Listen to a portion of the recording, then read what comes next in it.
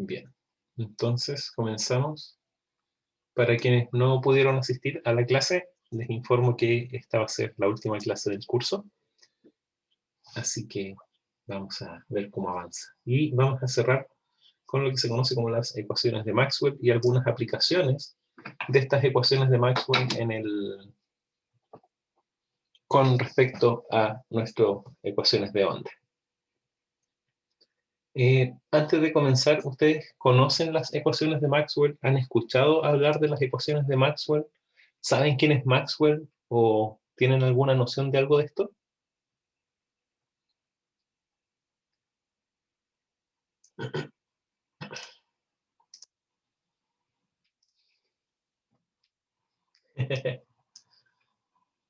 Em, Hay un documental que les voy a dejar linkeado después en el campus que cuenta un poco la historia del electromagnetismo.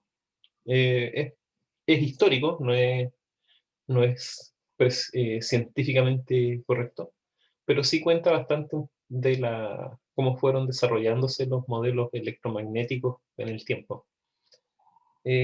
Ciertamente ustedes no son del área de electricidad, son más bien de las obras civiles, pero siempre es bueno tener una noción respecto de cómo funcionan las ondas electromagnéticas, cuáles son los orígenes y cuáles son básicamente las limitantes o las complicaciones que pueden tener las ondas electromagnéticas. Entonces, vamos a ver con Sir Maxwell. Vamos a introducirnos a la temática de índice de refracción, que es algo que no estoy seguro si hemos visto previamente tan en detalle. Así que ahora la idea sería analizarlo un poquito más fino. Y vamos a pasarnos de las ondas mecánicas que hemos estado trabajando a ondas electromagnéticas. Y estas corresponden en realidad a la solución de lo que se conoce como las ecuaciones de Maxwell, la solución de la ecuación de ondas obtenidas a partir de las ecuaciones de Maxwell. En estas ondas, el campo eléctrico y el magnético oscilan perpendicularmente a la dirección de propagación y además entre ellos forman una tríada en el espacio. Eso significa que la dirección de propagación corresponde a un vector que me indica la dirección, ¿cierto?, en el espacio hacia donde avanza una onda. El campo eléctrico es perpendicular a esa dirección de propagación y el campo magnético debe ser perpendicular tanto al campo eléctrico como a la dirección de propagación. Entonces, por eso se indica que forman una triada en el espacio. Los tres vectores bases son ortogonales entre sí. Sir James Clerk Maxwell, en 1873, o sea, van poco más de 100 años, o sea, van como 150 años. Fíjense que todo el desarrollo optoelectromecánico de los últimos, de la vida, se ha desarrollado hace no más de 200 años. Es más, yo diría que casi todos se han desarrollado en los últimos 100 años. Entonces la tasa de cambio del mundo es gigante si lo comparan con toda la historia humana. Hay cosas que nosotros consideramos que son innatas o que son naturales, por así decirlo, en base a la cultura, a nuestra cultura, pero no hay que olvidar que la forma en que vivimos en realidad no es tan antigua, las comodidades que tenemos no son tan antiguas, y la forma de vida del ser humano ha cambiado mucho en el último siglo. Eh, no es tan, a ver, es un poco fuerte decir en el último siglo, porque parece mucho tiempo. Pero si ustedes lo piensan, la vida de un humano promedio en general está en torno a los 80 años, entonces son casi 100 años. Uno alcanza a notar los cambios que van teniendo las distintas tecnologías. No sé si ustedes, o sea, el ejemplo típico tiende a ser los computadores, pero ¿se imaginan eh, el mundo sin alguna tecnología que ustedes utilizan cotidianamente? Por ejemplo, las camas no es un invento tan antiguo. O sea, obviamente las camas existían hace años, Pero las camas actuales, donde ustedes son firmes, son cómodas, pueden descansar bien, tienen resortes, son modelos moderadamente nuevos, no tienen más de 50 años. Los mismos diseños de los muebles también han ido cambiando y ahora son mucho más cómodos o mucho más flexibles. De hecho, la idea de una cocina en la casa, como un espacio apartado donde preparar los alimentos, tampoco es algo así como súper antiguo. ¿Conocen una, creo que sería una bloguera española que se llama Ter? Voy a hacer acá una pausa. Voy a pausar la grabación para poder mostrarles más un detalle. Voy a pausar la grabación. Bien, entonces ahí les dejo, no les voy a dejar en el campus, pero búsquenla después. Basta con que busquen Ter en YouTube y les debería aparecer el canal de ella. Bien. Maxwell en 1873 publicó un tratado en electricidad y magnetismo y presentó un conjunto de 20 ecuaciones diferenciales que en la actualidad se reducen a 4 ecuaciones que son vectoriales y son conocidas como las ecuaciones de Maxwell. A ver, nuevamente Maxwell presentó estas 4 ecuaciones, en realidad presentó las 20 ecuaciones, pero después se reducen a 4, pero hay un pequeño detalle. Las 4 ecuaciones de Maxwell están basadas en desarrollo de otras 4 leyes de la electricidad y del magnetismo. Cada fórmula, cada ecuación que utiliza Maxwell pertenece a otra ley, una ley como particular. Por ejemplo, está la ley de Gauss, está la ley de Faraday, etc. Pero Maxwell logró reescribirlas todas de forma consistente, pero además, para poder probar esa consistencia, él tuvo que introducir un término que no estaba considerado en ninguna de las leyes anteriores. Y por eso se conocen como leyes de Maxwell, porque él completa la deducción del electromagnetismo agregando el término que faltaba a una de las ecuaciones. Entonces, por eso no es solamente un compilatorio de ecuaciones, sino que pasan a ser conocidas como las ecuaciones de Maxwell, porque él las completó. En estas ecuaciones se resumen los resultados de 4 leyes: ley de Gauss, ley de Faraday, ley de Ampère y la ecuación de flujo de campo magnético. Entonces, estas 4 leyes son válidas para cada uno de sus temas, pero al agregar un término extra, Maxwell completó el set de ecuaciones y por eso pasan a ser las ecuaciones de Maxwell. Las ecuaciones de Maxwell tienen una representación para el vacío, que es bastante estándar. Ustedes las buscan y en todos lados van a aparecer estas. Y son estas 4 expresiones. En el vacío, debo destacar que esto es en el vacío, porque en caso contrario esto deberían tener otros términos adicionales. Estas 4 ecuaciones se expresan de la siguiente forma. Nabla.e igual a 0. Pregunta, y esto yo sé que ustedes todos pasaron por física 2, así que les quiero preguntar. Si no estuviésemos en el vacío, Nabla.e debería ser igual a ¿qué cosa?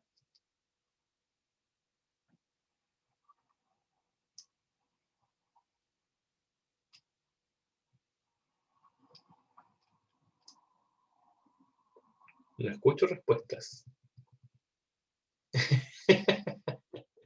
¿Cómo que no toquemos física 2?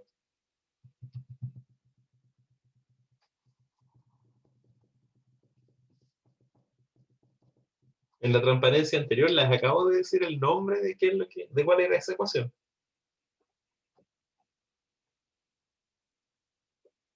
Bien, Fernando, bien. Q dividido por epsilon. ¿Sí? ¿Y cómo se llama entonces esa ley?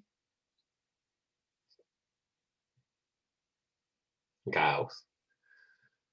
Te pondría un 7 si es que pusiera notas en clase, pero no pongo notas en clase, así que felicitaciones. Sí, esta es la ley de Gauss.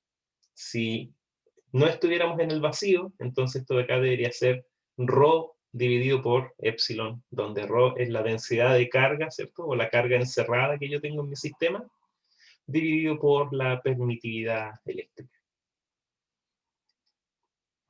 Entonces, efectivamente, si consideramos la densidad de carga cero, entonces nos queda el vacío, y por tanto, nabla.b tiene que ser igual a cero.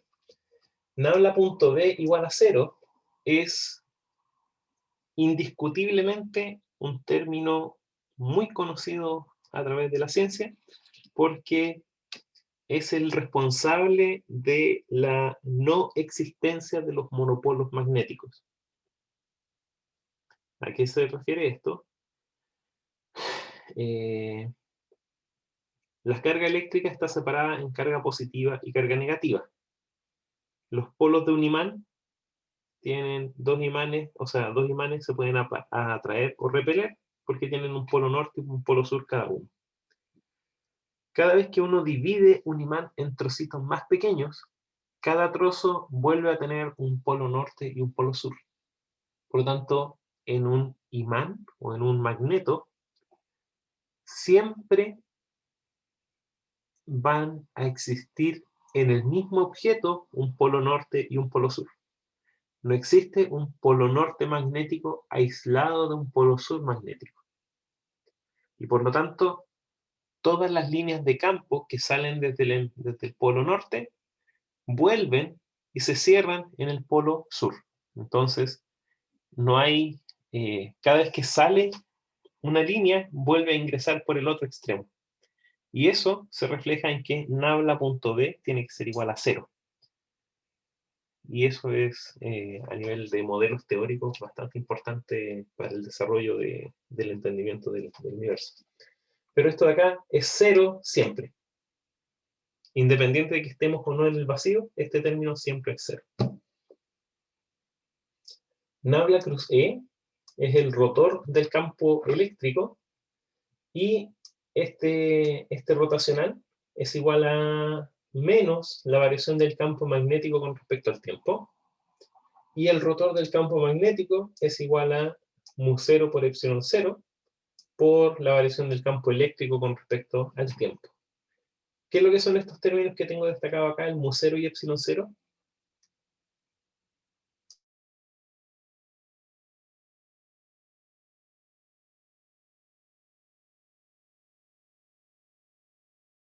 No sé si eso, o sea, yo sé que el epsilon 0 ustedes lo vieron, pero el mu0,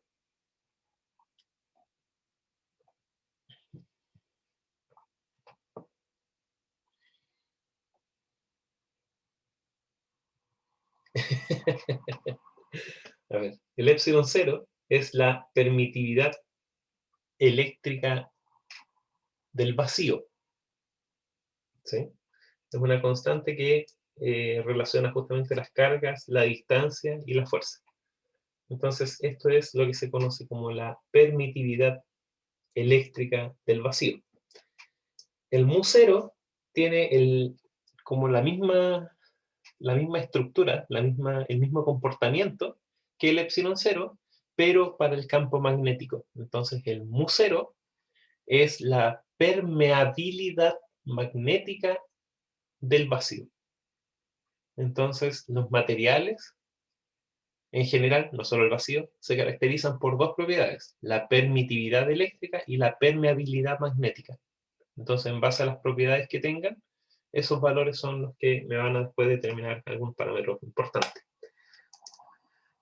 Entonces, estos términos son las 4 ecuaciones de Maxwell en el vacío, y existe una identidad vectorial que es el triple producto cruz. ¿La conocen?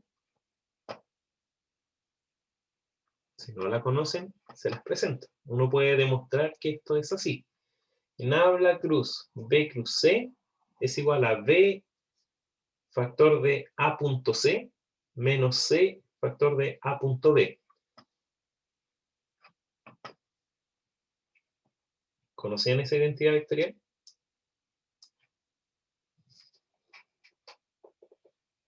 Súper.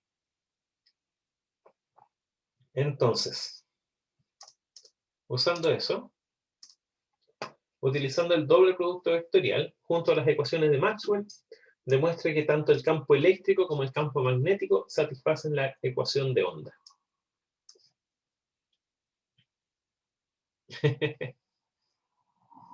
Súper. Entonces, voy a volver un poco atrás. Tienen que llegar a la ecuación de onda usando este producto y estas 4 ecuaciones. Les doy 5 minutos para hacerlo y después de eso yo lo hago en el cuaderno. Voy a pausar la grabación mientras para no gastar tiempo. Bien, vamos con la solución entonces de cómo obtener las ecuaciones de onda.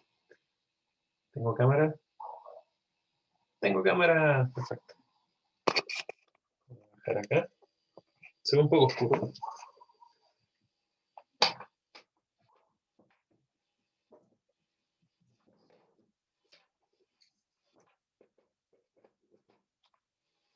Ya, ahora sí.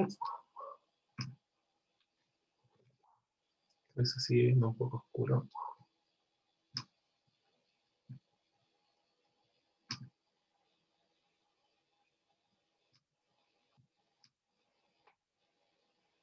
Bien.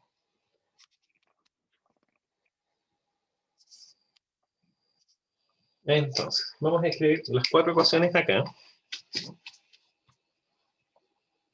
Nabla.e igual a 0. Nabla.b igual a 0. Nabla cruz E igual a menos dB a dt. Y Nabla cruz B como 0 epsilon 0 de E a dt. 4 ecuaciones de Maxwell. Voy a quitar el enfoque automático porque parece que falla mucho de repente.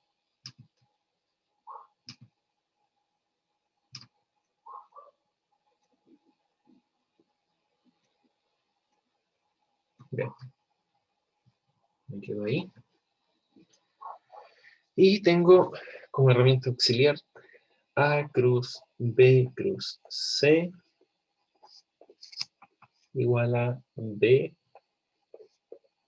A punto C menos C de A punto B.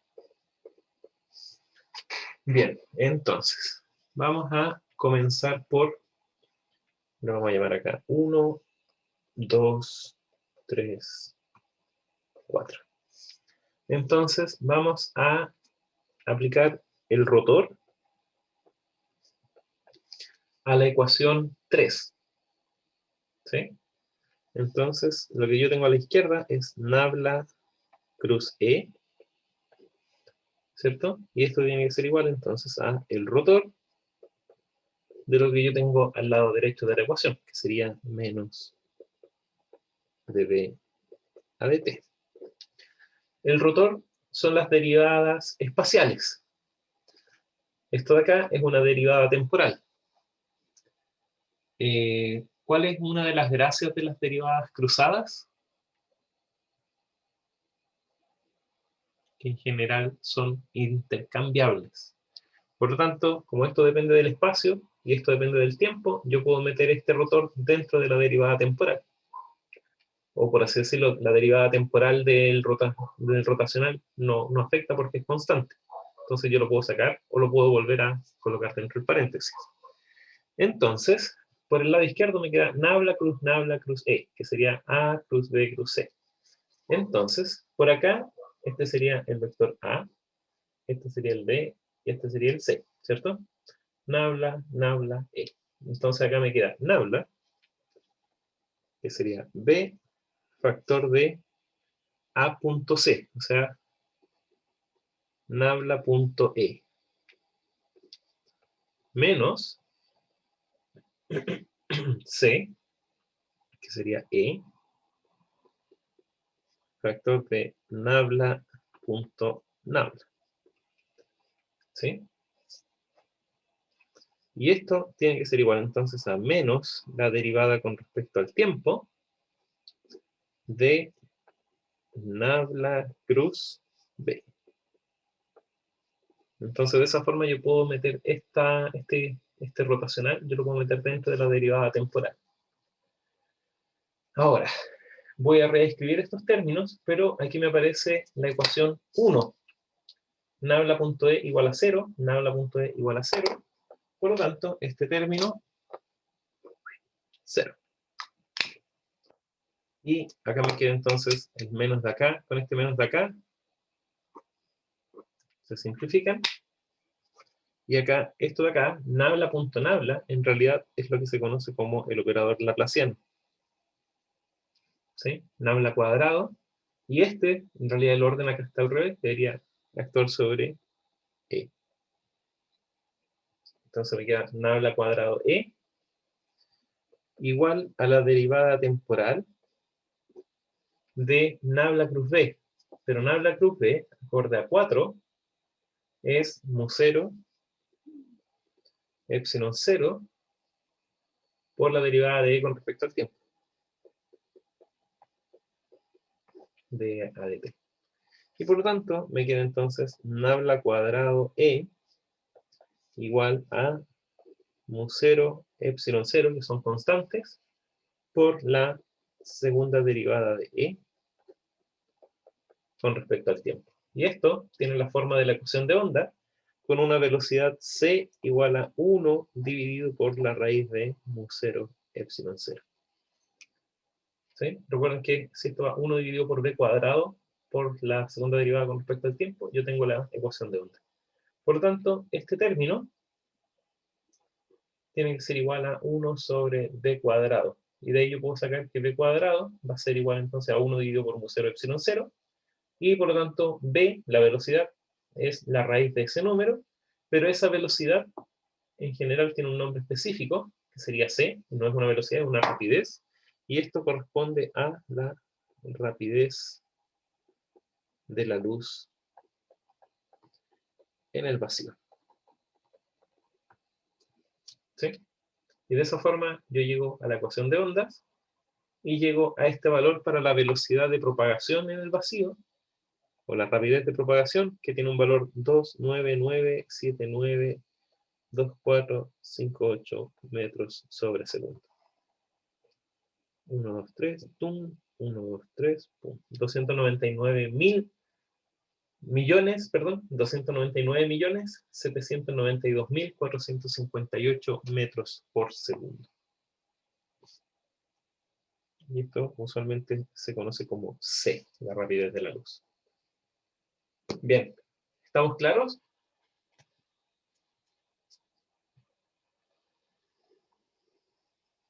¿Con el procedimiento? Sí. Entonces, ahora, si se fijan, yo comencé por el nabla cruz e. Repitan este cálculo, pero partiendo desde la ecuación 4, nabla cruz b. Pueden repetir exactamente el mismo procedimiento, pero ahora a partir de la ecuación 4. A ver a qué llegan. Les doy 3 minutos adicionales. Voy a pausar la grabación.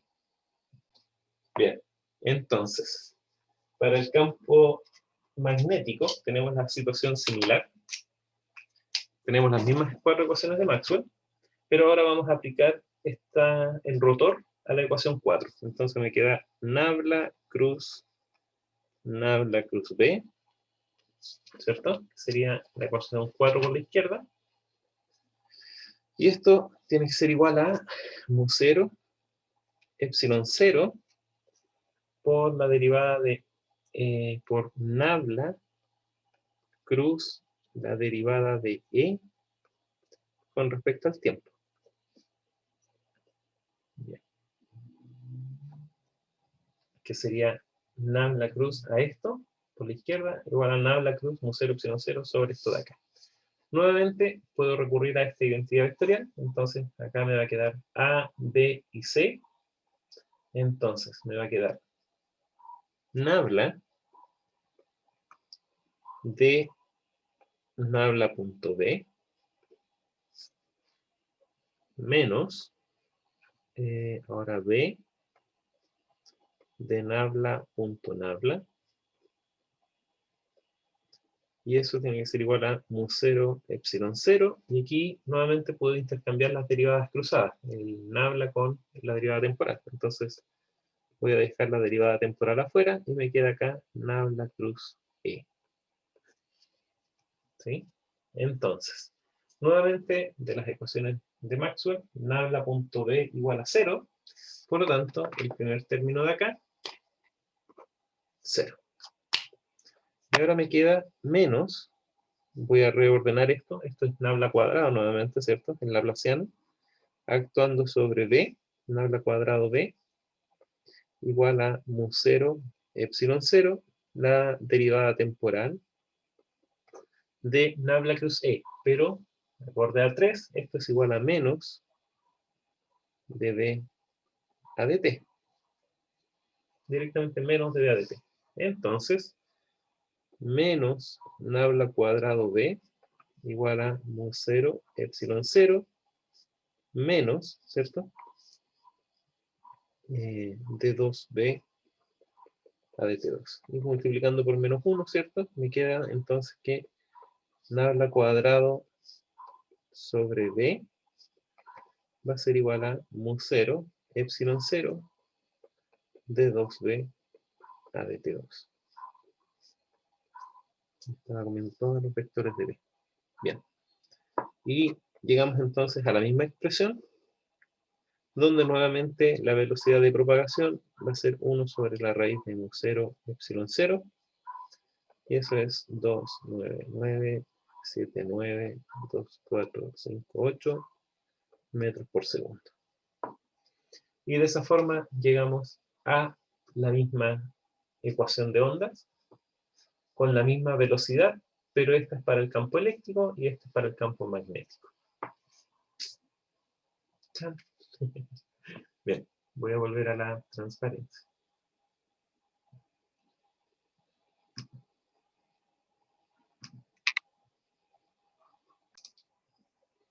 Bien.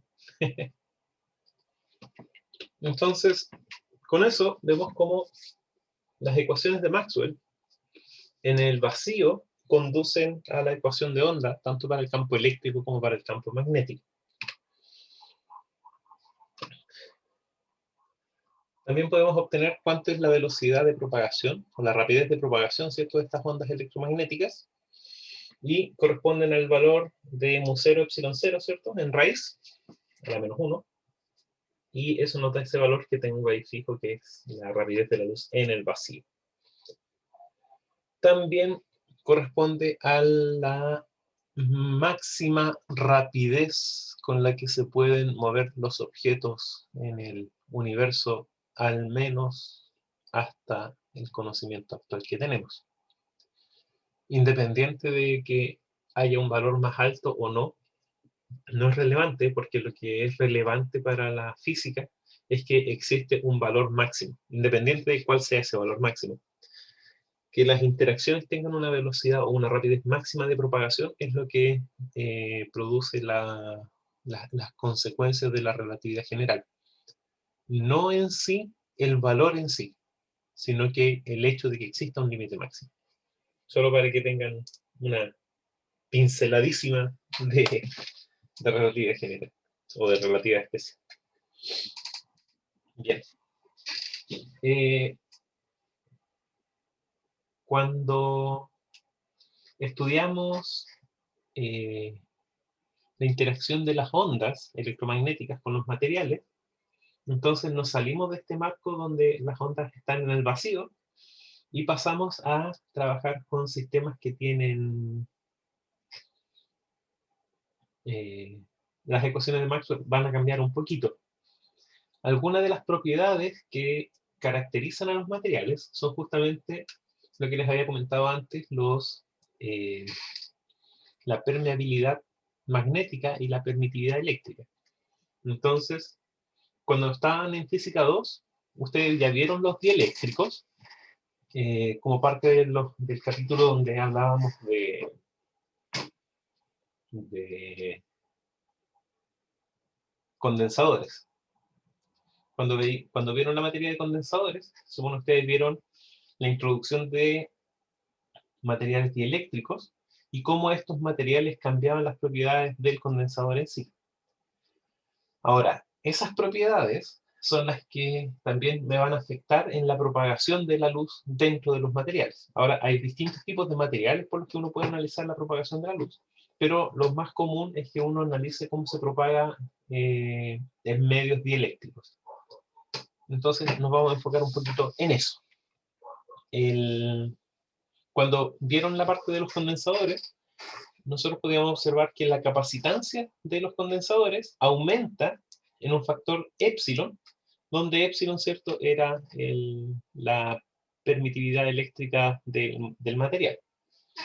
Por otro lado, si el material insertado tiene una permeabilidad magnética, entonces la autoinductancia, esto me parece que no lo alcanzan a ver en física 2, pero para el campo magnético sucede algo similar. Entonces aumenta en término proporcional a la permeabilidad magnética. El término épsilon corresponde a la permitividad eléctrica, mu es la permeabilidad magnética, y se definen además para cada material la permeabilidad relativa como épsilon sobre épsilon 0 y la permitividad relativa como mu sobre mu 0. Eso es como una descripción general de estas dos propiedades. Pero lo que es importante es que esto me permite definir lo que es el título de esta sección, que es el índice de refracción. Desde un punto de vista tradicional, si sometemos un metal a un campo eléctrico, el metal instantáneamente se polariza para que el campo dentro del metal se anule, ¿cierto? Eso era lo que vimos en física 2. Sin embargo, si el campo eléctrico no es constante en el tiempo, o sea, yo hago un cambio en el campo eléctrico, entonces la carga libre del metal trata de seguir las variaciones continuas, disculpen,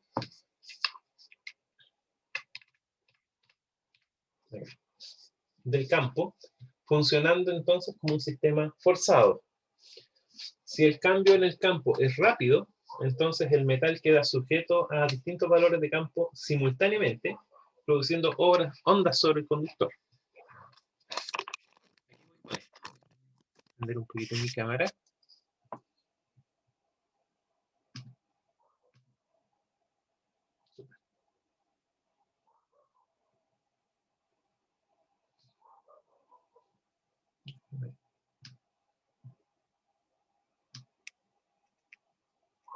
Ahí. Imagínense que ustedes tienen un cable eléctrico. Entonces van a tener acá un terminal, vamos a llamar a este el punto A. Vamos a dar una vuelta hacia acá. Es un cable eléctrico. Y acá yo tengo el terminal B. ¿Sí? Entonces, yo voy a colocar acá otro terminal A de un cable distinto, pero este lo voy a conectar directamente aquí abajo, acá. Voy a colocar esto conectado a tierra. Entonces, el terminal B lo vamos a conectar a tierra. Si yo pongo una carga positiva en este extremo, ¿sí? Si yo pongo una corriente eléctrica positiva acá, y la pongo simultáneamente en este lado y en este lado, ¿qué es lo que va a pasar? La corriente va a fluir por el material y va a llegar hasta tierra y acá se va a disipar. Lo mismo con este material de acá. La pregunta es, si este cable mide 5 centímetros y este de acá mide, supongamos que esto mide 10 metros. Si yo alimento acá con una corriente positiva, en este punto, simultáneamente, en los dos al mismo tiempo, la carga negativa, o sea, la carga llega hasta el punto B de cada cable al mismo tiempo, supongan que son cables idénticos en cuanto a materiales, tienen las mismas propiedades eléctricas, la única diferencia es que este mide 5 centímetros y este mide 10 metros. Deberían llegar las corrientes que yo puse acá en A, deberían llegar simultáneamente a B.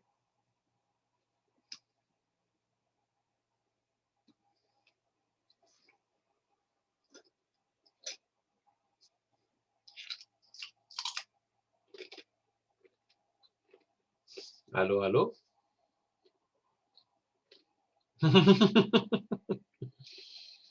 Pero Fernando, lo que estábamos empujando recién es el hecho de que la velocidad o la rapidez de propagación es finita. Por lo tanto, como hay un límite finito, no puedo moverme más rápido que eso. Y si yo tengo una velocidad finita, entonces si esta distancia es más corta, obviamente se va a demorar menos tiempo en llegar acá. Por lo tanto, tu respuesta es correcta. No llegan simultáneamente. La corriente tiene que recorrer estos 5 centímetros y llegar hasta tierra. Y esta otra de acá tiene que recorrer los 10 metros y llegar a tierra. Entonces, efectivamente, eh, yo no tengo una instantaneidad en la corriente. Yo tengo una rapidez con la que se mueve la corriente dentro del material.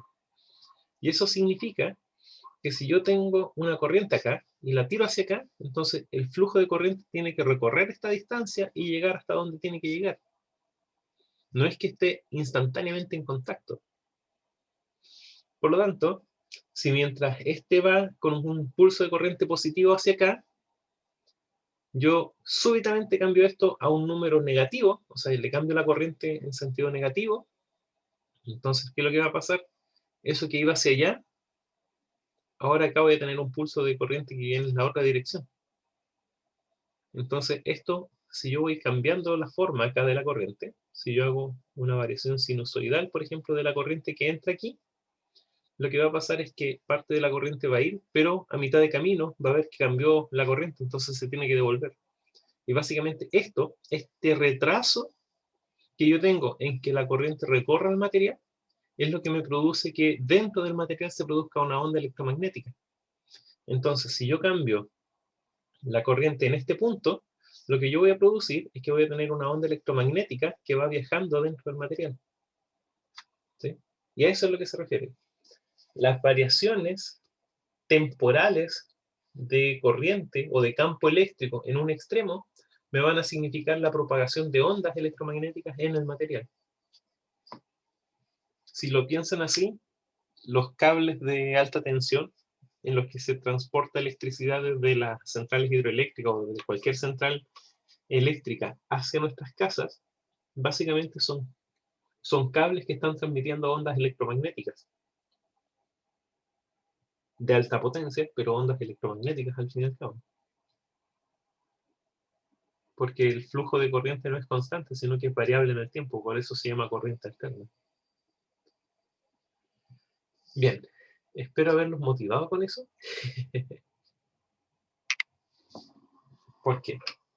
Si el campo eléctrico no es constante y cambia en el tiempo, entonces la carga libre del metal trata de seguir las variaciones continuas del campo, funcionando entonces como un sistema forzado. Si el cambio en el campo es rápido, entonces el metal queda sujeto a distintos valores de campo eléctrico simultáneamente, produciendo ondas sobre el conductor. A eso era a lo que apuntaba. La rapidez de fase de estas ondas de propagación de corriente, ¿cierto?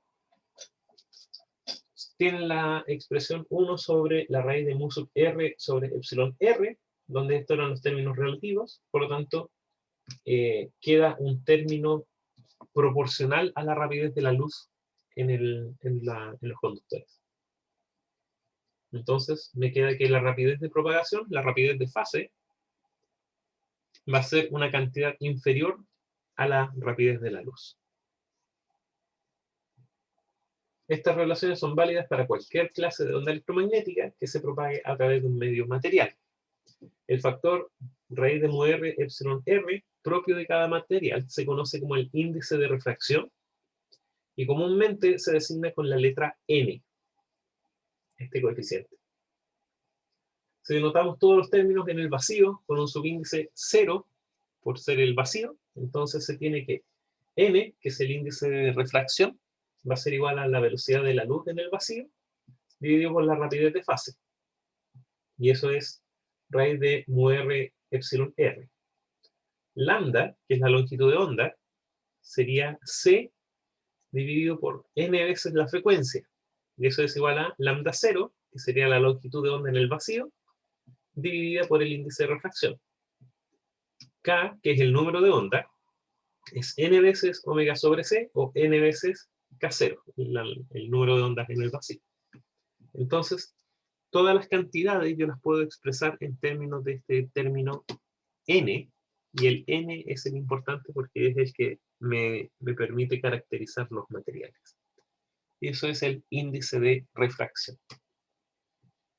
Para la luz, para el régimen visible, o para la luz visible en general, es más o menos fácil obtener los valores del índice de refracción. Y acá yo les listo algunos valores para cantidades conocidas. Uno de los importantes es el del agua, que se me perdió acá. El índice de refracción para el agua, en general acá siempre se trabaja con 2 decimales nomás, así que queda en torno al 1,33. Y ese índice usualmente se utiliza. Ese valor se obtiene principalmente para la luz roja interactuando con el agua. Entonces, dependiendo el material, voy a tener variaciones en el índice de refracción. Y no solamente dependiendo del material, sino que también dependiendo del color o de la longitud de onda que uno utiliza, o de la frecuencia de la onda, el índice de refracción también es variable. Entonces depende de la frecuencia de oscilación y de los materiales en sí. ¿Vamos bien hasta ahora? ¿Están muy perdidos, chicos? Tengo entendido que Electro en general los complica, pero no sé cómo van ahora.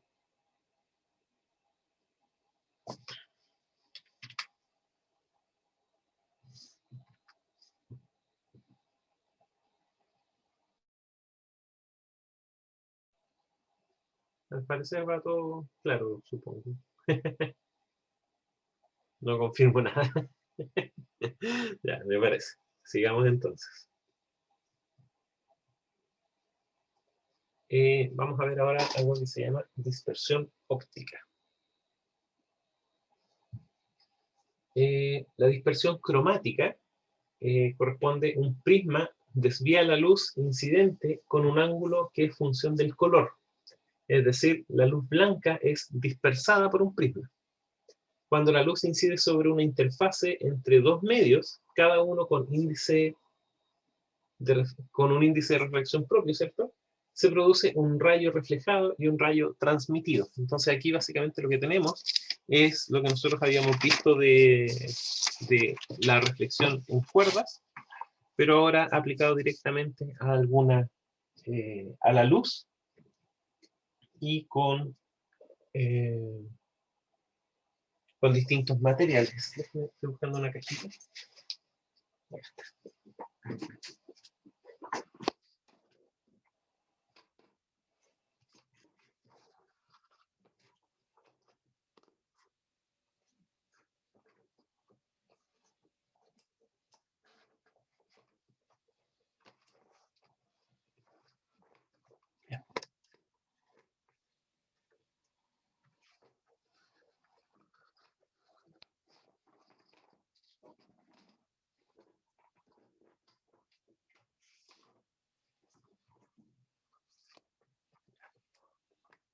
Se me están muriendo las pilas.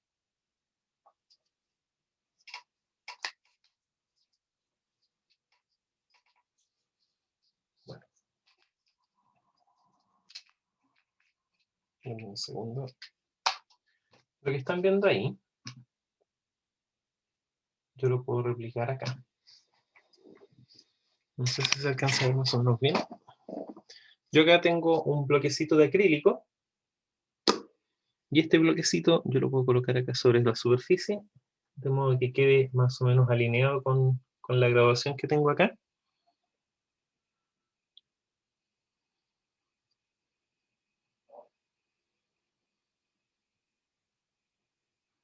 Y yo puedo analizar los ángulos asociados a este esquema. ¿Se ve bien? Creo que se ve un poco borroso.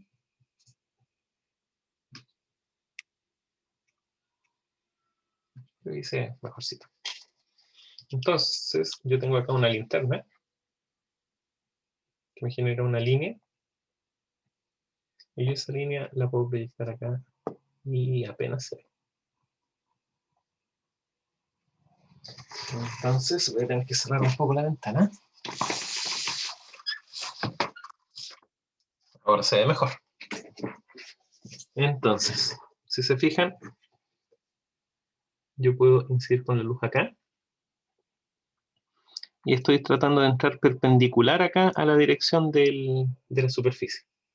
Tengo la superficie acá y acá tengo los 90 grados, entonces ahí tengo el rayo de luz que pasa, entre comillas, sin problema. Estoy tratando de colocarme justo sobre la superficie. Ahí. Si yo cambio el ángulo, por ejemplo, yo entro desde acá, entonces yo aquí puedo ver. Justo. No, se ve eso. En un segundo, acá, ahora sí.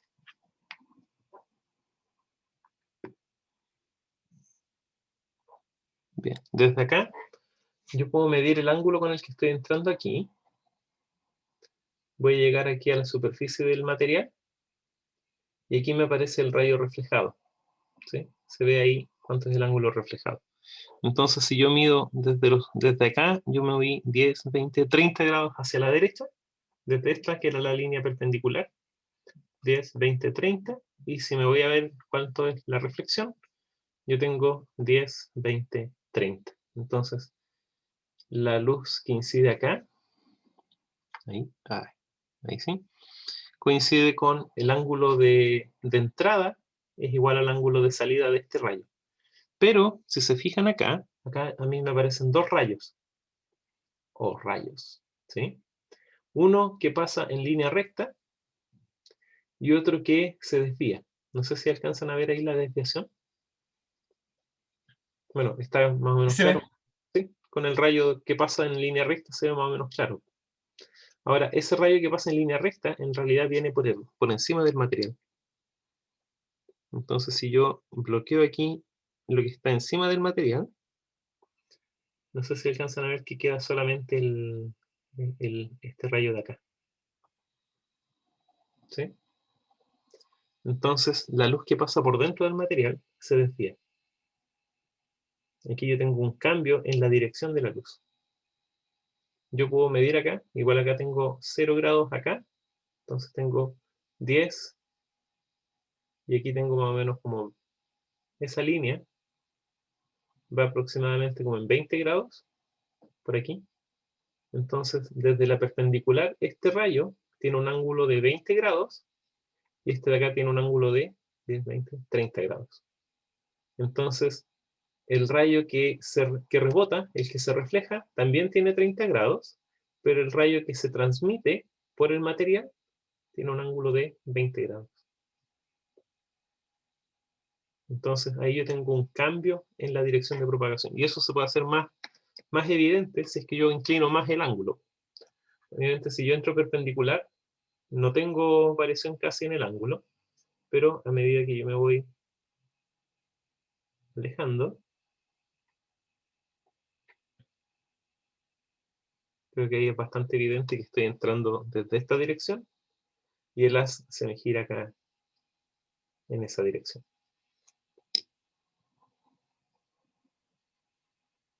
Y acá tengo después el haz de salida, eso ya son por reflexiones múltiples. Hay un caso que yo me voy a adelantar ahora, que es cuando, fíjense que acá yo tengo nuevamente algo parecido a lo que está ahí en la figura. Entro desde este lado, paso por el medio y acá tengo el haz de salida.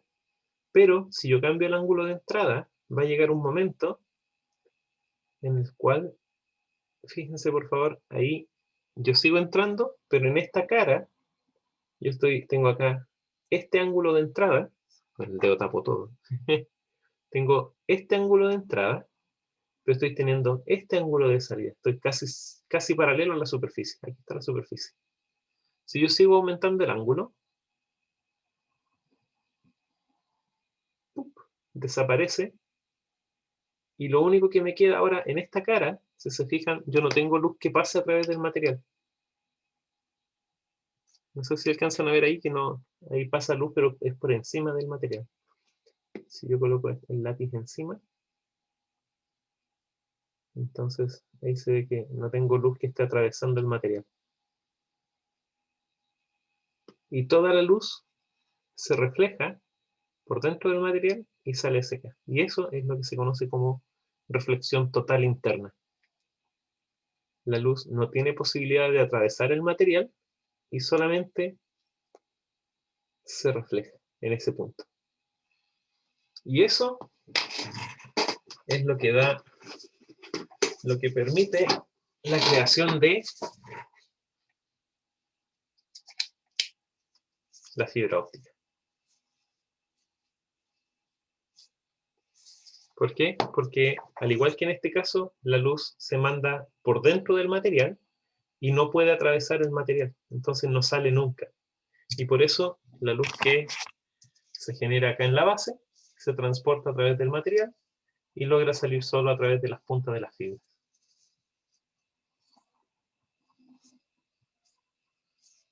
¡Tarán!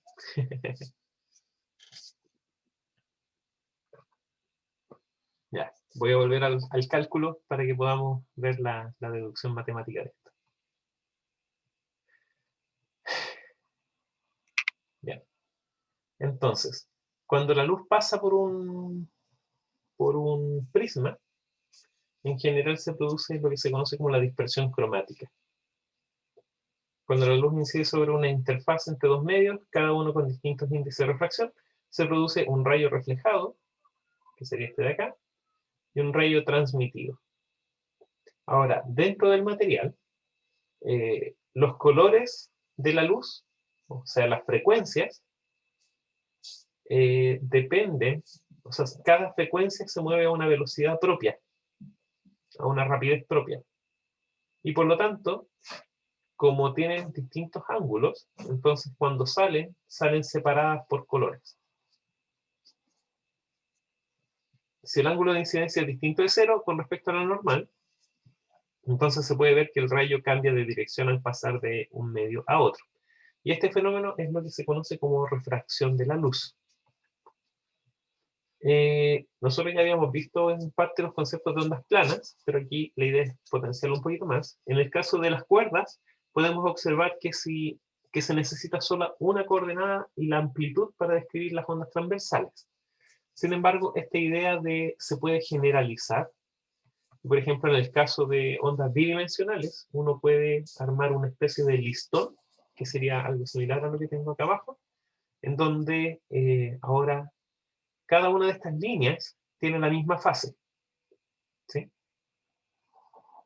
Entonces, en este caso se considera una superficie en lugar de una línea y por lo tanto se tienen dos coordenadas para más una amplitud. Cuando las ondas que se propagan por el listón siguen dependiendo solo de una coordenada, en este caso esta coordenada X, por así decirlo, entonces se siguen llamando ondas planas. Y eso también se puede aplicar para ondas en el espacio. Entonces, una onda plana es un plano donde la fase es constante y la dirección de ese plano, o la orientación de ese plano, es perpendicular a la dirección de propagación. Y eso me genera ondas planas. Ahora, esto yo lo puedo asociar, la idea, ¿cierto?, de un plano con fase constante, yo la puedo asociar con el concepto de frente de onda y rayos. En general, cada vez que nosotros dibujamos una onda en la superficie del agua, yo estoy seguro que lo que ustedes hacen es dibujar circulitos cuando quieren simular una onda en el agua. Bueno, ese dibujito de las ondas, esos círculos, corresponden a lo que se conoce como los frentes de onda y corresponden a superficies con la misma fase para una onda. Entonces, en general, para las ondas en el agua, son fáciles de reconocer, son estos anillitos, ¿cierto? Pero también uno puede referirse a los rayos, que son básicamente la dirección en la cual las ondas se propagan. Entonces, en este caso, los frentes de onda serían estos anillos circulares que dan cuenta de la fase que tiene la onda, pero las direcciones de propagación serían los rayos y serían básicamente estas líneas rojas que apuntan perpendiculares a los frentes de onda. Entonces, esto de acá es similar por así decirlo, no sé si les sirve la analogía, pero es muy similar a lo que sucede con el campo eléctrico y las superficies equipotenciales del campo eléctrico. Entonces, los frentes de onda son como las superficies equipotenciales y los rayos corresponden a la dirección del campo eléctrico, por así decirlo. Bien. Entonces, para entender esto de la desviación de la luz que vimos recién, vamos a hacer el siguiente análisis. Consideren que un frente de onda plano viene avanzando hacia una interfaz. Entonces viene avanzando en esta dirección. En un instante inicial, el punto A llega a la interfaz. Esto sería como una onda, como una especie de listón, como el que habíamos mencionado antes. Entonces llega acá, y obviamente este frente es paralelo con este frente de acá, pero cuando llegan a esta interfase, donde tengo dos medios, este punto A llega antes que este punto B del frente de onda. Por lo tanto, a medida que sigue pasando el tiempo, ahora este punto A se va a desplazar, se va a seguir desplazando, ¿cierto? Hasta llegar acá al punto C, mientras que B se va a mover ahora en este primer medio, con la misma velocidad con la que venía, hasta llegar al punto B. Entonces, yo tengo acá dos velocidades, dos rapideces de propagación, y este frente, el lado derecho, por así decirlo, del frente, llega primero a la interfase y por lo tanto tiene que cambiar de velocidad al entrar a este medio. Mientras que el otro se sigue moviendo en el aire hasta llegar al punto, hasta que llega al contacto. Entonces, este frente de onda se traslada a este frente de onda. Y como la dirección de propagación es perpendicular al frente de onda, entonces yo tengo este cambio en la dirección. Entonces, yo lo que puedo hacer es analizar los tiempos de viaje. En el instante inicial, el punto A llega a la interfaz, y en un instante posterior, tau, o sea, en un tiempo tau, el punto B llega a la interfaz. Entonces, en ese intervalo, el punto A avanzó hasta el punto C.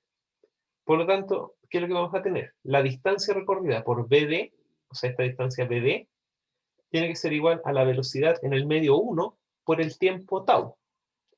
Mientras que la distancia recorrida acá, que sería la distancia AC, va a ser la velocidad en el medio 2 por el mismo tiempo, porque es la misma cantidad de tiempo que se demoró. Entonces, con eso yo ahora puedo utilizar un poco de geometría, y yo veo que esta distancia AD es la misma para ambos frentes de onda. Entonces, el seno del ángulo θ sub i, que sería este ángulo de incidencia, el seno de esto va a ser cateto opuesto, disculpen, BD dividido por la hipotenusa, AD. Y el seno del ángulo transmitido, que sería este ángulo de acá, va a ser cateto opuesto, AC dividido por la hipotenusa, AD. Y por lo tanto, como la hipotenusa es la misma para ambas expresiones, yo puedo despejarla y me va a quedar que AC dividido por seno de θ sub t tiene que ser igual a BD por el seno de θ sub i. Y haciendo un poquito de álgebra, yo veo que si en lugar de utilizar las velocidades, yo uso los índices de refracción, entonces me va a quedar que el índice de refracción N1, o sea, el índice del medio 1, multiplicado por el seno del ángulo de incidencia, tiene que ser igual al índice N2 del medio 2, multiplicado por el seno del ángulo transmitido. Y esto es lo que se conoce como la ley de Snell o la ley de la refracción. Si en lugar de, acá si se fijan, el frente de onda, yo lo mido con respecto a la superficie del material, pero si yo quisiera trabajar con rayos, entonces yo debería trabajar con la perpendicular acá, y en ese caso el ángulo de incidencia se va a medir con respecto a la normal, que era lo que hicimos acá en el ejemplo en papel. Entonces ahí tengo el ángulo de incidencia, y acá tengo el ángulo transmitido. Es importante notar que cuando la luz pasa de un índice N1 a N2, donde N1 es menor que N2, entonces el rayo transmitido disminuye su ángulo con respecto a la normal.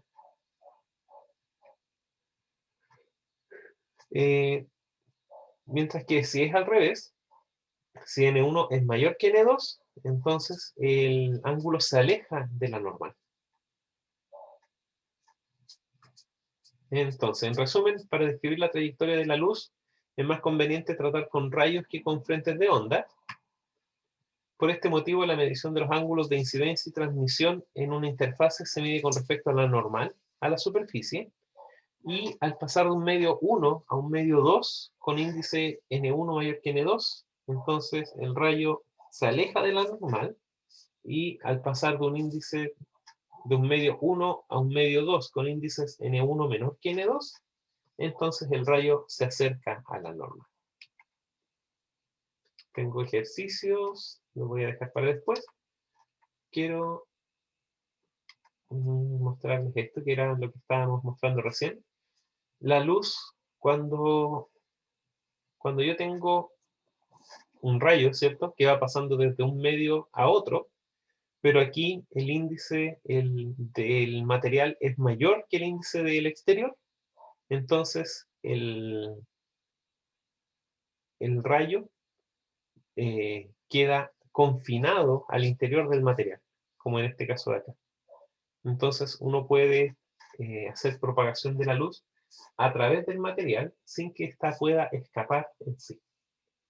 Y esto es lo que nos permite el uso de las fibras ópticas, que probablemente varios tengan en su casa. Voy a saltar un poquito de eso porque quiero ver la ley de reflexión y al final les muestro los ejercicios que están para la ley de Snell. Utilizando la misma metodología que usamos para la propagación, podemos ver el caso de la onda reflejada, y esto nos da la ley de reflexión. Entonces, lo mismo, consideramos el frente de onda, ¿cierto? AB, después de un tiempo tau, el punto B recorrió hasta la distancia D, y el punto A recorrió hasta la distancia C. Pero la diferencia está en que las velocidades de propagación ahora son todas en el medio 1, en el primer medio. Por lo tanto, yo voy a tener que BD va a ser igual a B1 por tau, y AC va a ser igual a B1 por tau. Entonces, como las rapideces son iguales, yo puedo hacer lo mismo y me quedo con que θ sub i es igual a θ sub r. O sea, el ángulo de incidencia es igual al ángulo de reflexión. Y eso es lo que se conoce como la ley de reflexión. Si se mide con respecto a las normales, lo mismo. El ángulo de incidencia es igual al ángulo de reflexión. Lo que sí, hay otras características de la reflexión, y es que usualmente se conoce como reflexión especular a aquella en que el frente de onda se mantiene después de la reflexión. Y se conoce como reflexión difusa a aquella en que, debido a la rugosidad de la superficie, el frente de onda se deforma en una forma irregular. Entonces, una superficie especular, como un espejo, ¿cierto?, es aquella donde la forma o la estructura del frente de onda se mantiene después de la reflexión. Aquí llegan todas y salen todas más o menos de la misma forma. Y la reflexión difusa es aquella donde cada uno de los rayos incidentes sale disparado para cualquier lado. ¿Sí? Ahora, en cada punto donde llega un rayo, se debe cumplir la ley de reflexión. Entonces, aquí si la superficie, si el ángulo de acá es este con respecto a la normal, entonces el rayo debe salir cumpliendo con la ley de reflexión. Lo mismo con esta de acá. El ángulo viene aquí, la incidencia, acá la reflexión, entonces la bisectriz sería el ángulo, la normal a la superficie en ese punto. Y así para cada uno de estos puntos. ¿Sí? ¿Alguna duda? ¿Consulta, chicos, de esto?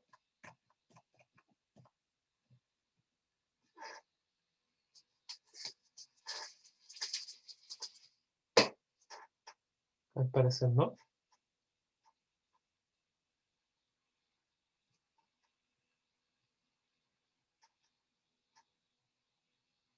Bien. Si no tienen dudas, los invito a hacer este ejercicio. Considere un rayo de luz de 632. Esta longitud de onda no afecta en nada, no es necesario ni que la anoten. Consideren que un rayo de luz incide desde el aire sobre la superficie del agua con un ángulo θ sub i igual a 30 grados. Determine el ángulo con respecto a la normal con que este rayo de luz se propaga en el agua, si el índice de refracción para esa longitud de onda es de 632 nanómetros, o sea, es 1,33, y además el índice del aire se puede considerar como n igual a 1. Entonces, ¿cuánto sería el resultado?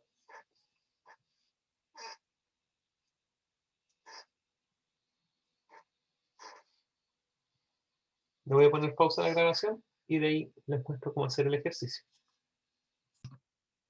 Vamos a hacer el ejercicio entonces. Tengo que el índice del aire lo vamos a hacer igual a 1. El índice del agua lo vamos a hacer igual a 1,33. El ángulo de incidencia me dice que era de... Un segundo. De 30 grados. Y me preguntan cuánto es el ángulo de salida. Entonces, directamente, utilizando la ley de Snell, se ve súper borroso.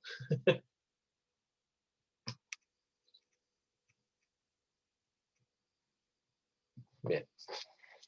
Entonces tengo que N1 seno de teta sub i es igual a N2 seno de teta sub t, o teta sub 2, de salida en este caso.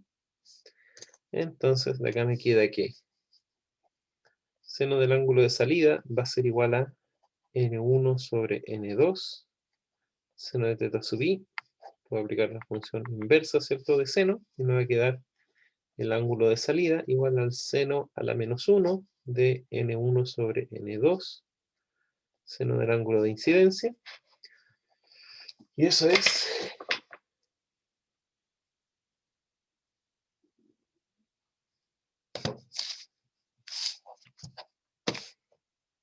Bueno, esto va a ser seno a la menos 1 de 1 sobre 1,33 por seno de 30.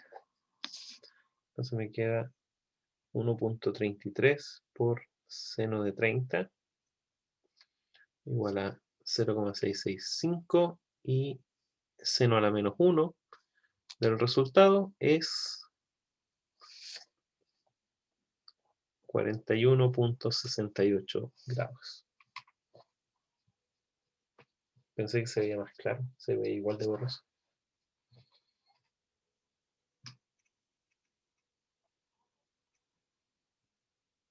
Bien, ahí está.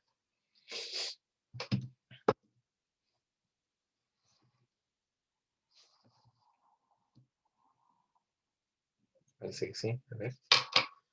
Tenés razón, dame un segundo, creo que multipliqué mal. Voy a escribirlo de una sola vez. Seno a la menos 1 de 1 dividido en 1,33, ¿cierto?, por seno de 30. Y eso me da... Ahora sí, disculpen. Había metido mal el dedo. 22,08 grados. ¿Sí? ¿Ahora sí?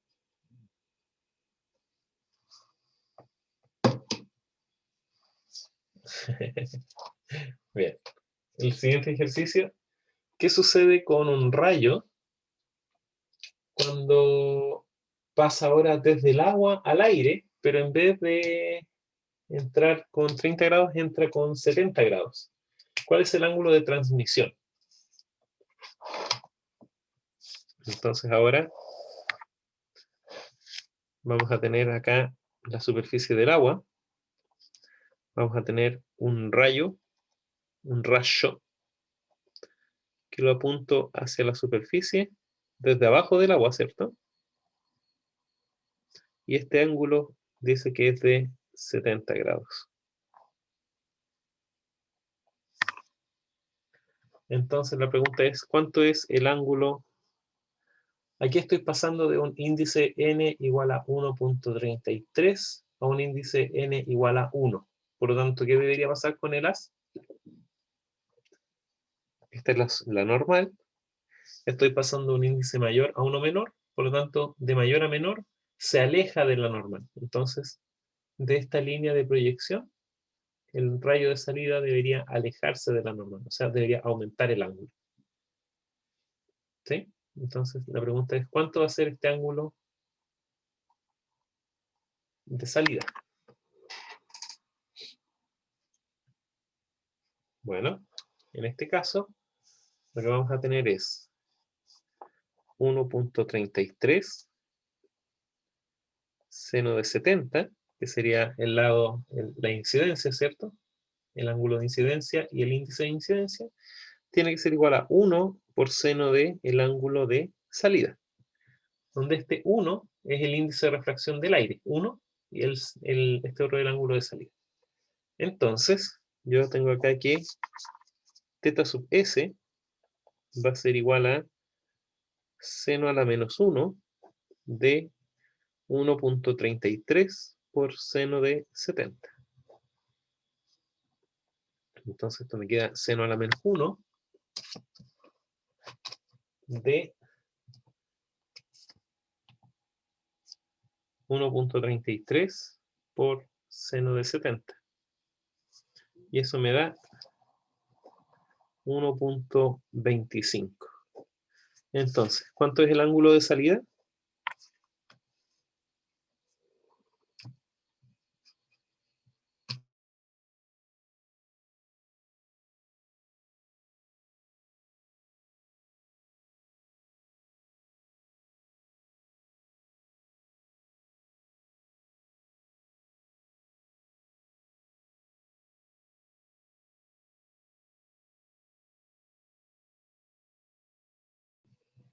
¿Por qué da un error matemático?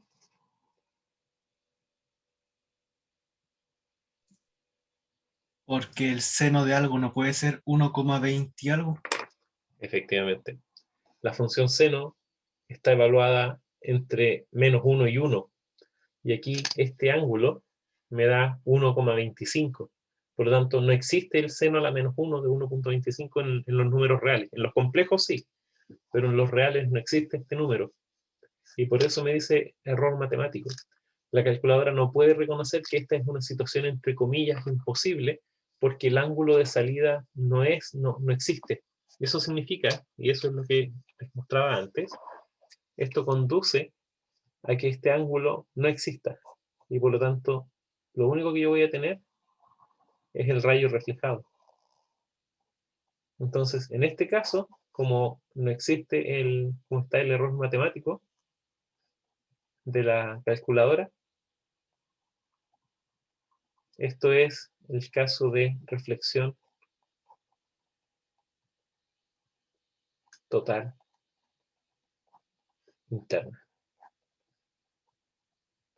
¿Sí? El haz no alcanza a salir y solamente se puede reflejar.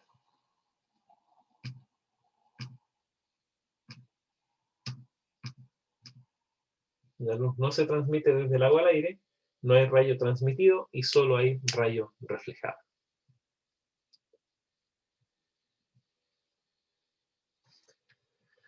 Este ejercicio sí, a veces lo pregunto, es importante. Determine cuál es el ángulo crítico, o sea, el ángulo a partir del cual la luz deja de transmitirse y solo se refleja para un rayo de luz cuando pasa de un vidrio, perdón, con índice de refracción 1,55, cuando pasa hacia el aire. Entonces, ¿cuánto es el ángulo en el que yo ya no observo transmisión, sino que solamente veo reflexión del rayo incidente? Voy a pausar un poco la grabación para que lo intenten resolver. Bien. Para este otro ejercicio, tengo un índice 1, 1.55. El índice de salida es 1. Y me preguntan justamente cuánto tiene que ser el ángulo de incidencia para tener reflexión total interna. O ángulo crítico. Entonces, ¿Cómo enfoco este problema? Voy a dejar de compartir un segundo. ¿Cómo enfoco el problema? Yo necesito una superficie. Voy a incidir acá con un ángulo θ sub i, pero yo necesito que esto no salga. Entonces, la forma en que esto no salga, o el mínimo para que esto no salga, es que el ángulo de transmisión sea cuando el haz transmitido es paralelo a la superficie. Ese es el mínimo. Para ángulos después mayores que eso, después voy a tener más bien la reflexión. Pero el mínimo es que el ángulo de transmisión, para que sea crítico, sea exactamente 90 grados. Entonces, lo que voy a tener es que 1.55 por seno del ángulo de incidencia tiene que ser igual a 1 por seno del ángulo transmitido, pero para que el mínimo transmitido es 90 grados. Por lo tanto, esto vale 1. Y por lo tanto, me queda entonces que el seno del ángulo, en realidad más que de incidencia, es el ángulo crítico. Entonces, seno del ángulo crítico tiene que ser igual a 1 dividido en 1.55. Y de acá entonces me queda que el ángulo crítico va a ser igual a seno a la menos 1 de esa cantidad. Seno a la menos 1 de 1 dividido en 1.55. Y esto me queda 40.18 grados. Entonces, para ángulos de incidencia mayores a 40,18, o sea, si θ sub i es mayor a 40, mayor o igual, ¿cierto? A 40,18 grados, entonces voy a tener reflexión total interna. Y este ángulo se considera entonces como el ángulo crítico, que es el ángulo con el cual el rayo sale paralelo a la superficie. ¿Estamos claros?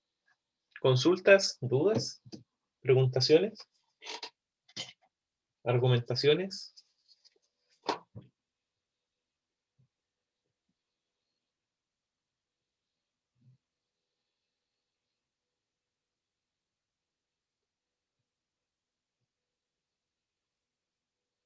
Clarito, perfecto. Bueno, tengo más material, pero en realidad no es imprescindible. Espero más que nada, solo para que no queden, entre comillas, dudas. Esto de acá es la última, con esto voy a cerrar, que es el espectro electromagnético. Nosotros ya vimos que podemos determinar o asociar la energía de una onda con respecto a la frecuencia que ésta tiene.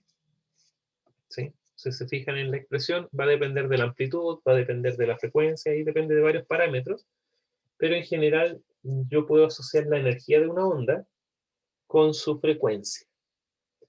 Y eso me permite clasificar las ondas electromagnéticas también en base a su frecuencia.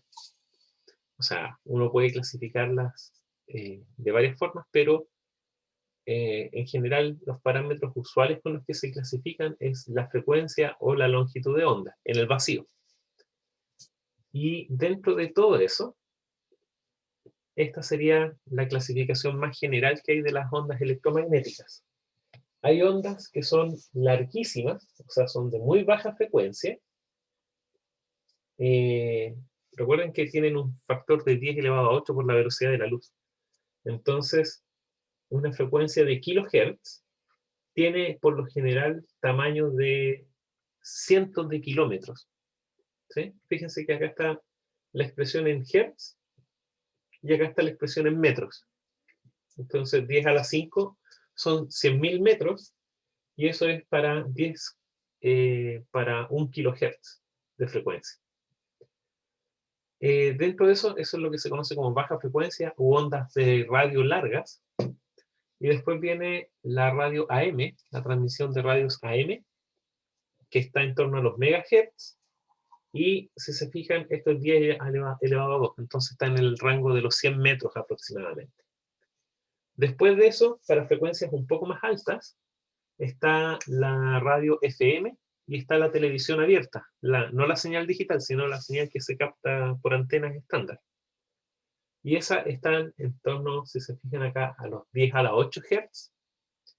Y las longitudes de onda son aproximadamente de 1 metro. Por eso las antenas de los televisores antiguos son aproximadamente de 1 metro de largo, porque de esa forma permitían captar la longitud de onda completa de los canales. Ahora, más abajo de eso, después vienen las señales de teléfonos y microondas. Si se fijan, el teléfono está antes que el microondas, y esto está en torno a los gigahertz, 10 elevado a 9, 10 elevado a 10 Hz, o en longitudes de onda del orden de los 10 centímetros o algo por el estilo. Eso es más o menos el largo de las longitudes de onda de los teléfonos. Después vienen las señales de microondas, que si se fijan están entre los 10 elevado a 10 y los 10 elevado a 12 Hz, o sea, están en torno al terahertz. Y tienen longitudes que están entre el milímetro y el centímetro, las microondas. Después de las señales de microondas, viene el infrarrojo, clasificado en infrarrojo lejano, cercano, o sea, medio y cercano. Ustedes dirán, ¿lejos de qué y cercano a qué? Lejos y cerca del rango visible. Pero después del infrarrojo viene la luz visible, que es la que nuestros ojos pueden ver. Después de la luz visible viene la región de los ultravioletas. Ultravioleta A, ultravioleta D y ultravioleta C. Y los ultravioletas C en adelante, en general, se consideran como radiación peligrosa. ¿Por qué? Porque la energía asociada a estas frecuencias, que serían 10 elevado a 17 Hz, ¿sí? La energía que yo puedo asociar a esas ondas es suficiente para poder dañar la estructura orgánica a nivel atómico. Entonces, me pueden producir ionización, que significa que me pueden alterar los elementos químicos que ya están presentes en un material. Y por eso se llama radiación ionizante, porque me genera nuevos iones en los materiales. Y por lo tanto, sobre el ultravioleta, o sea, desde el ultravioleta en adelante, la radiación se considera peligrosa. Y antes de eso, en general, lo más que uno tiene es calentamiento, o sea, como radiación térmica o que tengan una intensidad que el sistema pueda calentarse más que nada, pero no produce ningún daño en el sentido estructural. Entonces, por eso, cada vez que aparece alguien en la televisión diciendo que las energías, que las vibraciones, que no sé qué cosa, en general uno tiene clarita cuánto es la clasificación de los tipos de onda, las formulaciones matemáticas, las descripciones que están detrás, y uno tiene bien claro cuáles son los rangos nocivos o peligrosos, algo que en general la televisión nunca lo maneja o lo informa bien. Entonces, es bueno que ustedes sepan más o menos dónde están los riesgos de la radiación electromagnética. Vean que el mayor riesgo es por la parte de la ionización. El 5G está por acá, está en el rango de los teléfonos. Esto va a seguir siempre en este rango porque hay bandas específicas para la comunicación, incluido el 5G. Entonces, creo que había una tecnología que estaban tratando de hacer transmisión de internet a través de la luz visible, que era algo así como Li-Fi o algo así, que era utilizar luz para transmisión de internet. Y sí, se puede hacer, las pruebas funcionan bastante bien, pero nuevamente están acá en el rango visible, por lo tanto también están lejos de los rangos ionizantes y sigue siendo no nocivo para los tejidos humanos y vegetales. Entonces, esto de acá son las ondas electromagnéticas, se las presento, me imagino que las pueden haber visto alguna vez antes. Después del ultravioleta vienen los rayos X, después los rayos gamma, después vienen los rayos cósmicos, pero eso es básicamente el espectro de ondas electromagnéticas. Y el rango visible, la luz que nuestros ojos pueden detectar, van aproximadamente desde los 400 nanómetros hasta los 700 nanómetros. Y en esto están todos los colores que nosotros como humanos podemos percibir. Desde el violeta hasta el rojito. Y con eso dejaríamos la clase hasta acá. Sí, estuve jugando todo este rato con la fibra.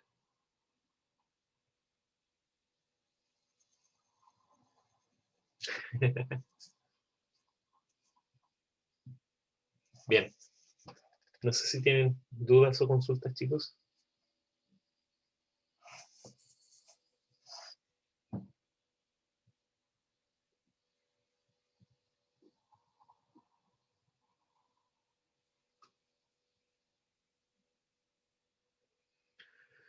Espero poder hacer un quiz para que tengan oportunidad de subir la nota de los últimos. Así que voy a tratar de dejarlo, pero no voy a alcanzar a hacerlo hoy día. Pero si logro subirlo, les envío un correo recordándoles. Las notas se las voy a subir directamente o sea, van a quedar disponibles en el campus y las voy a subir a intranet. Y si tienen dudas, me pueden escribir un correo y coordinamos una hora para que les muestre las notas y puedan revisar lo que necesiten. ¿Les parece?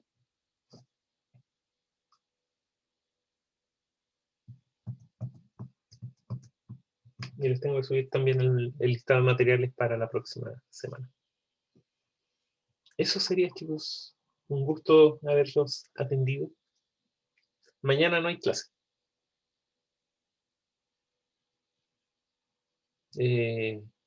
Entra solo, hoy día terminamos. Esta fue la última clase, don Ronald. No hay más materia que esto. Y hasta acá entra la prueba.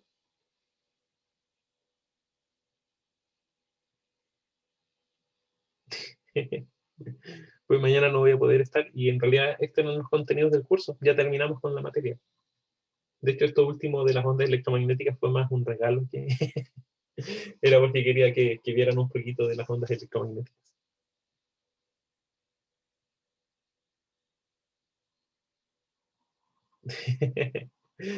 todo lo que teníamos planeado, sí. Así que estaríamos finito.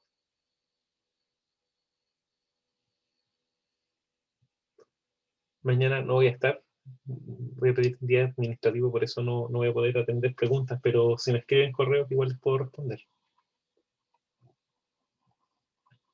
Voy a detener la grabación ahora.